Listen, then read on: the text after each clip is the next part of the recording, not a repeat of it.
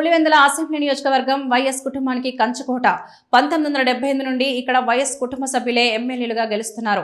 రాజశేఖర్ రెడ్డి 6 సార్లు పులివెందుల నుండి ఎమ్మెల్యేగా గెలవగా 2011లో జరిగిన ఉప ఎన్నికల్లో ఆయన సతీమణి విజయమ్మ గెలిచారు. వైఎస్ జగన్ ఇక్కడి నుండి హ్యాట్రిక్ సాధించారు.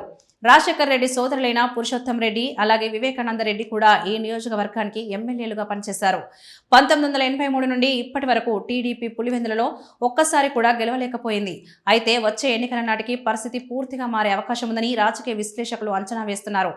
అసలు పులివెందుల నుండి వైఎస్ జగన్ ఆయన కుటుంబీకులు పోటీ చేసే పరిస్థితి లేకపోయినా ఆశ్చర్యపోవాల్సిన అవసరం లేదంటున్నారు. దీనికి వారు ఓ కారణాన్ని బలంగా చెబుతున్నారు. అదే నియోజకవర్గాల పునర్విభజన. 2029 నాటికి డీలిమిటేషన్ ప్రక్రియ పూర్తయితే ఏపీలో అసెంబ్లీ, లోక్సభ నియోజకవర్గాల సంఖ్య పెరుగుతోంది. అదే సమయంలో నియోజకవర్గాల స్వరూపం, రిజర్వేషన్లు మారతాయి.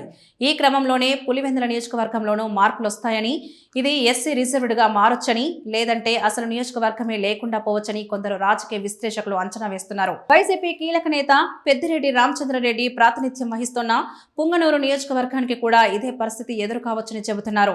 దీనికి 2008 డీలిమిటేషన్ కు సంబంధించిన ఉదాహరణలు కూడా ప్రస్తావిస్తున్నారు.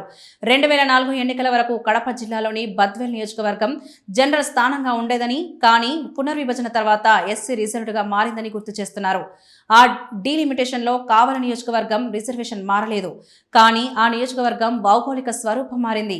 కావలి పరిధిలోనూ వింజమూరు, దత్తలూరు మండలాలను ఉదయగిరి నియోజకవర్గంలో చేర్చారు. అప్పటి అల్లూరు నియోజకవర్గంలోని అల్లూరు, దగదర్తి మండలాలను కావలిలో చేర్చారు. ఫలితంగా ఉదయగిరి నియోజకవర్గంలో మండలాల సంఖ్య 8కి పెరిగింది. రాజకీయ ప్రయోజనాల కోసం కావలికి 10 కిలోమీటర్లలో ఉండే జలదంకి మండలాన్ని తీసుకెళ్లి ఉదయగిరి నియోజకవర్గంలో కలిపారు. 2009కి ముందు చిత్తూరు పార్లమెంట్ జనరల్ స్థానంగా ఉండేది. డీలిమిటేషన్ తర్వాత అది ఎస్సీ రిజర్వ్డ్గా మారింది. 2009 ఎన్నికలకు ముందు జరిగిన డీలిమిటేషన్ ప్రక్రియలో టీడీపీకి బలంగా ఉన్న స్థానాల్లో చాలా మార్పులు జరిగాయని, అధికార కాంగ్రెస్ కు అనుకూలంగా పునర్విభజన ప్రక్రియ జరిగిందని, ఇప్పుడు రాష్ట్రంలో అధికారంలో ఉన్న టీడీపీ కూటమి కూడా డీలిమిటేషన్ ప్రక్రియను తనకు అనుకూలంగా మలుచుకునే అవకాశాలు లేకపోలేదని రాజకీయ విశ్లేషకులు అభిప్రాయపడుతున్నారు.